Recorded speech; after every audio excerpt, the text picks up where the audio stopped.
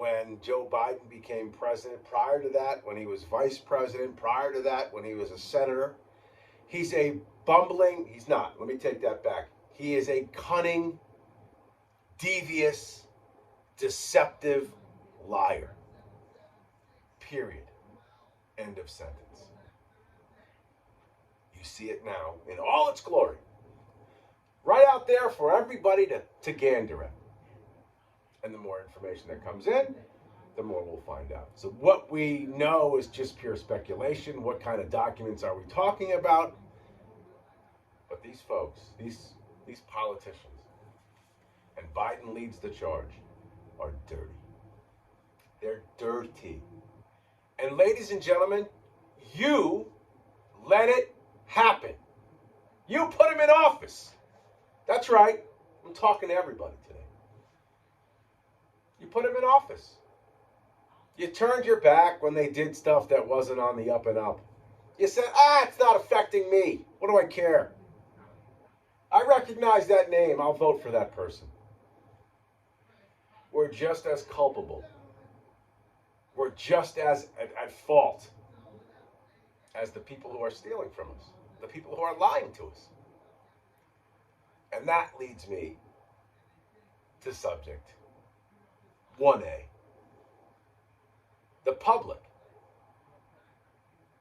because of apathy, has become increasingly disappointed, disillusioned with the political establishment. So maybe you think to yourself, well, those are contrary. Well, no. We all hate what's going on. It's just nobody really wants to stand up to do anything about it. Right? Everybody complains at the end of the bar stool. Everybody complains when they get in that family function. This guy this, or this guy that, or you champion your side over the other because the other is more devious and diabolical. Well, let me let you in on a little secret.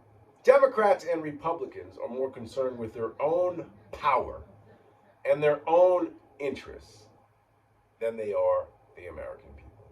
Self-interest. It's what fuels everything. It's what fuels all of these issues. And I know I've talked about this ad nauseum for some. But self-issued, self-interest is what turns good people into bad people. And both parties are plagued by corruption. Both parties are plagued by a thirst for power. There's a lack of transparency. When you mention, let's be transparent, let's make sure that everybody is able to see. I mean, for God's sake, they work for us. What happens? You get the circle the wagons approach, because really, nobody is without skeletons in their closet. So we have no transparency. We have a lack of moral compass.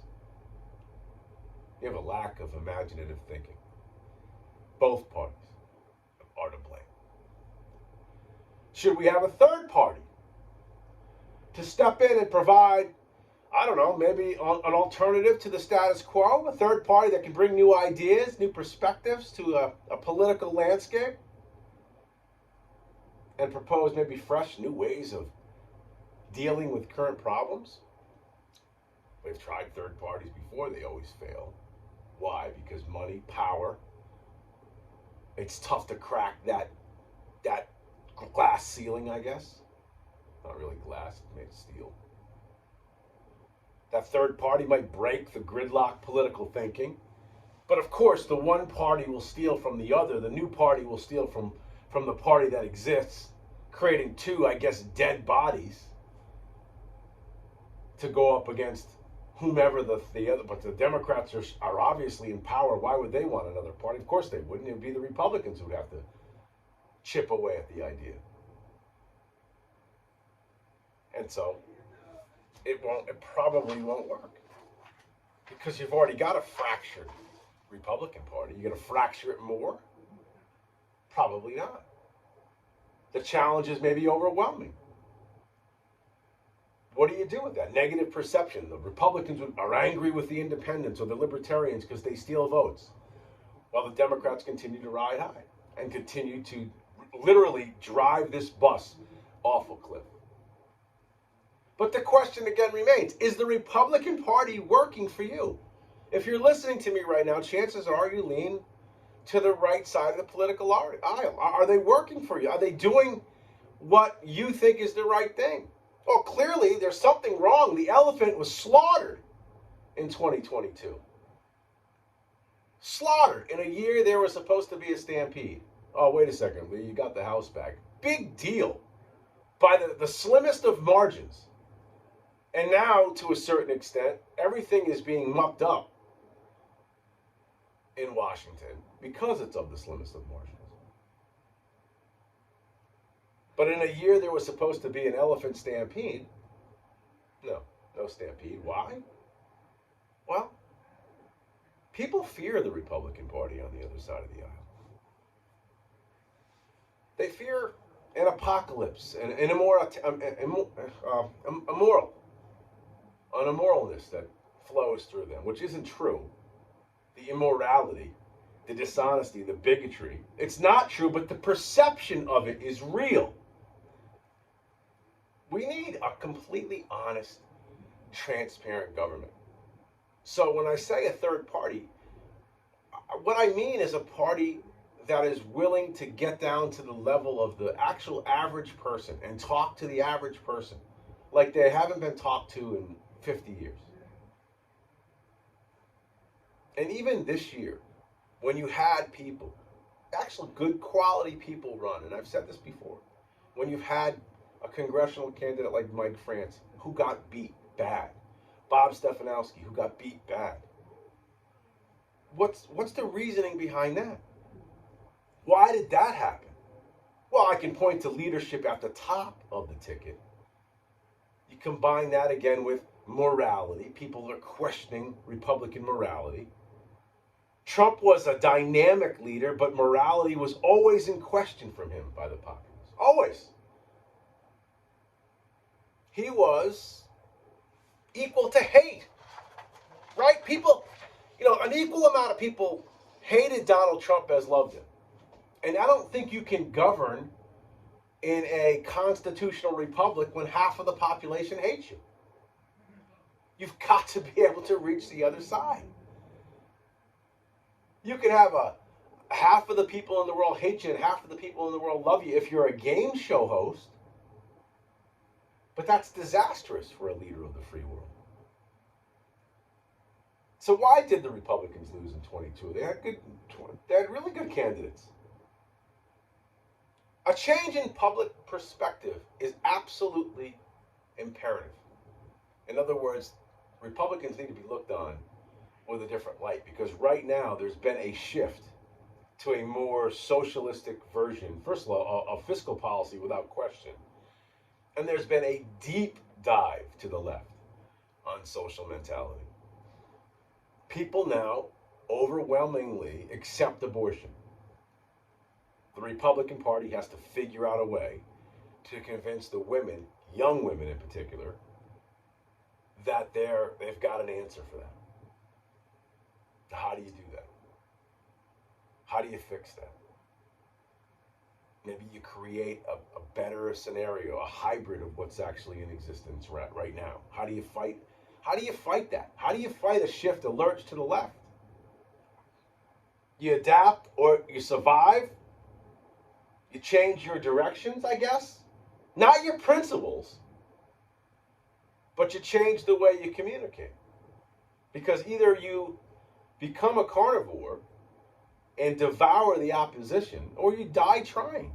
I would rather go down I would rather the country drive over the cliff than lurch all the way. In other words, I'd rather die on my feet standing for my beliefs and my principles and fight than to have to continue to lose ground and give ground to the socialistic mentality. And maybe you think those two points sort of contradict each other. What I'm trying to say is it's time for the party to come up with a better plan to address and reach young people without giving up their principles. And that means set up a detailed plan led by somebody who can communicate that detailed plan. Because right now, at least for the last decade or so, you've had a very convoluted idea of what's important. And you haven't been able to reach, you being the Republican Party, haven't been able to reach the younger people. The current political climate and public trust on major political parties, it's completely eroded. It's certainly eroded from anybody on the left-hand side of the aisle when they're looking at Republicans. They don't trust them. Even if they're good people, even if they're a quality individual, they become one or two issue voters and they back off. So how do you have to fix it? You have to fix it soon. We're $31+ trillion in debt. And there's a giant chunk of the population who don't give a damn about that. We've got this mentality of no longer work ethic is what makes us great. Somehow, some way, we have left ourselves more defenseless against our enemies in a time when our enemies are gaining on us. There are, in every single aspect of what we consider a sound government body or governing body, this governing body is losing, whether it's immigration, taxes, money, spending, war, all of it, drugs. They're losing. Yet Americans continue to vote for them. Why? Well, it's got to be either a combination of the social issues, which the Republicans can't get around, or the fact that people just want free money.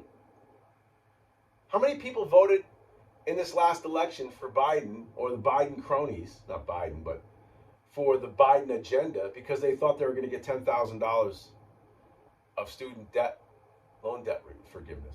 I guarantee you that the chunk of that population is through the roof.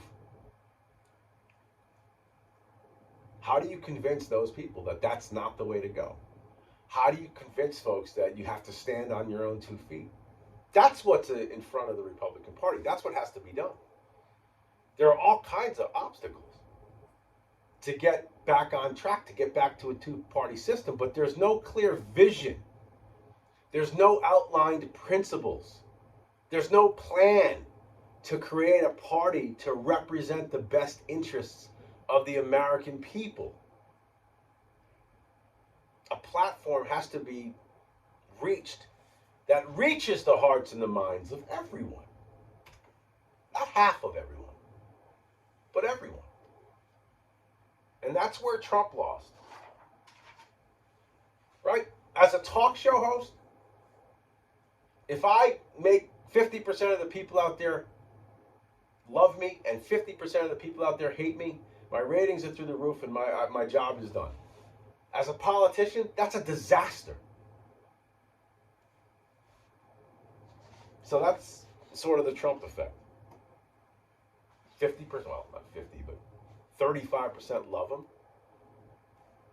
50% can't stand him. The other don't trust him, and that's what you got. That's the leader right now of the Republican Party. You want to talk about getting back the numbers? Getting back to a sound mind and thought about governing? Well, you have to change. You have to change some of the thoughts, some of the ideas, and in particular how you communicate. There's got to be a leader at the top that can do that.